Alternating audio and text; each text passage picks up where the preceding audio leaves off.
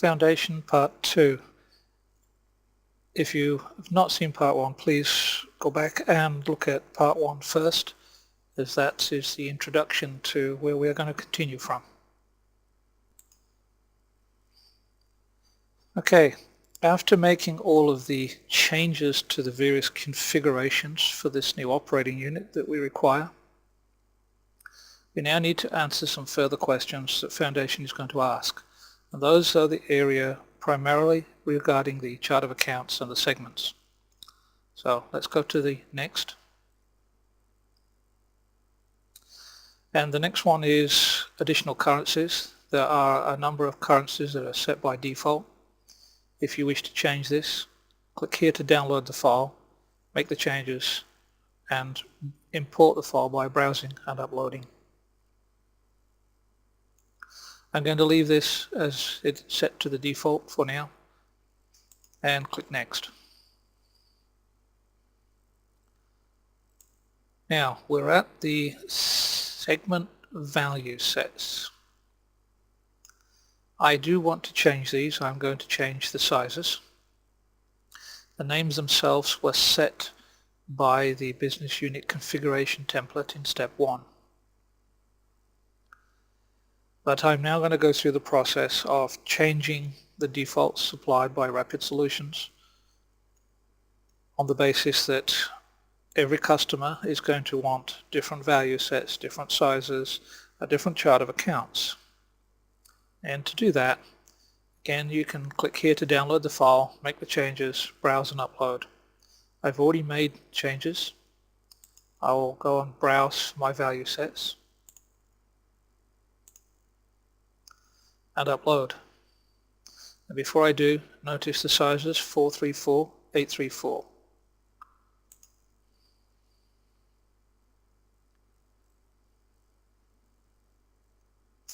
After uploading, I've got 434, 833. I've changed the future use. Now that alone makes the existing chart of accounts that was the default one useless, and hence I need a completely different chart of accounts. So I've got my value sets, I've got my sizes.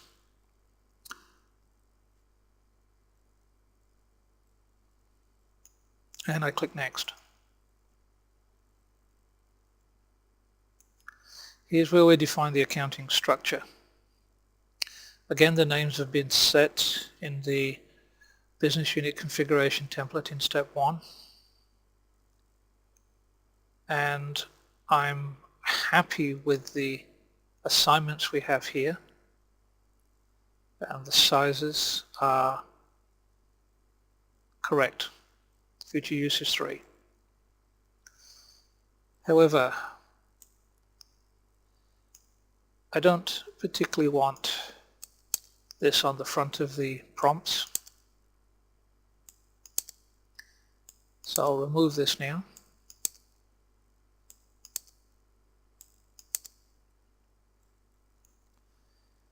You are, if you know what you're doing, able to change the qualifiers and the segment types and default values.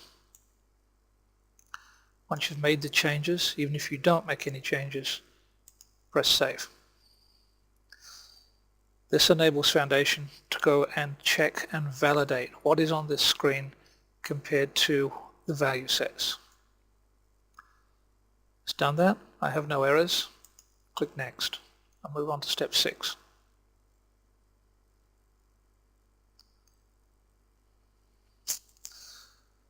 Now we're looking at segment values, essentially our chart of accounts. As I pointed out, these are no longer any good because I've changed the future use segment size. So I already have prepared my own chart of accounts, my own segment values. Let's load those.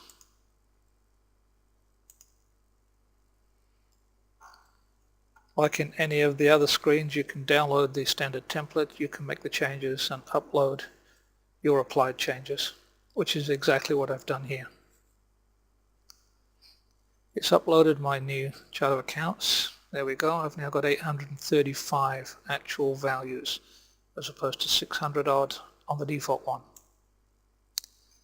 So I click next, and it will now go and do some more validations to attempt to ensure that the segment values match with the value sets, match with the various mappings that we've made. Okay, I was happy with that, no errors. I'm now presented with the aliases, which the aliases also will be incorrect because the account codes are now incorrect. So you can download, change, and upload again. So here we go. I've already prepared my aliases. Upload.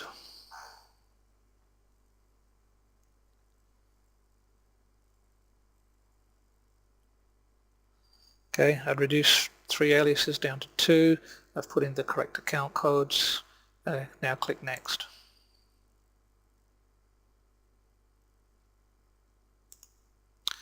Now, at this stage, I'm going to do the calendar. I can't change the calendar name. It was set in the business unit configuration template. So if the calendar name is not correct here, this is where you need to go back and start the process again to get your calendar correct. Given the fact I have a calendar name April till March, then obviously the first period is probably not correct.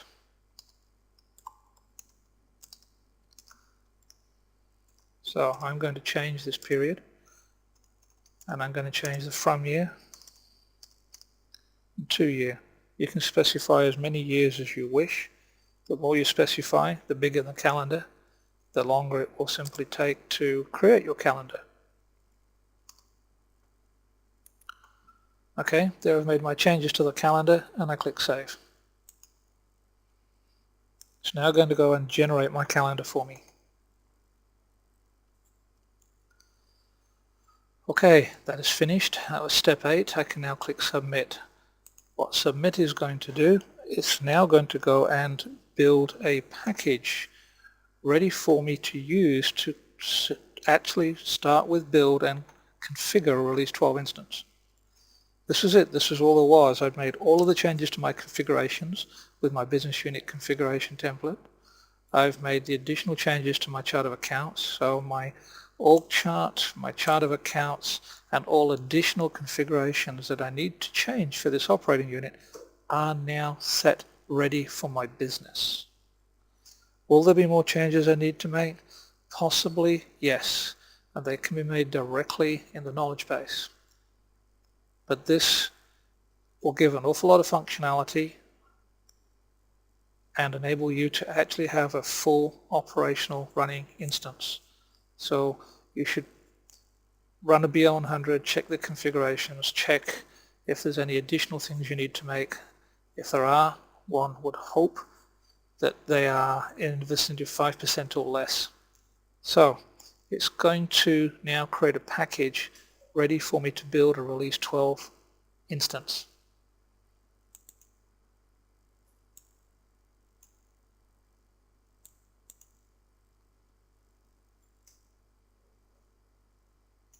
Okay, you can see that it's finished.